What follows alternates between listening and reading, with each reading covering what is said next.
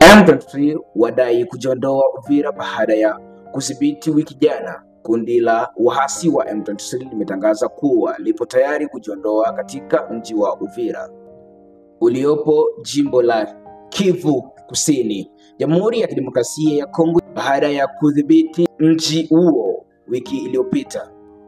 Tamko hilo limetolewa huku tukiwa na juhudi mpya za kidiplomasia zinazoongozwa na washirika wa kimataifa ikiwemo Marekani kwa lengo la kurejesha amani mashariki mwa DRC.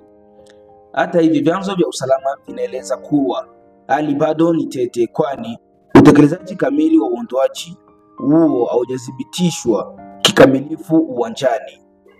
Serikali ya DRC na wadau wa kimataifa wanaendelea kufuatilia kwa karibu ili kuona kama hatua hiyo itatekelezwa kwa vitendo au itabaki kuwa ni tamko la kisiasa tu. Nafikiri umesikiliza taarifa yetu kwa kina na kuenjoy.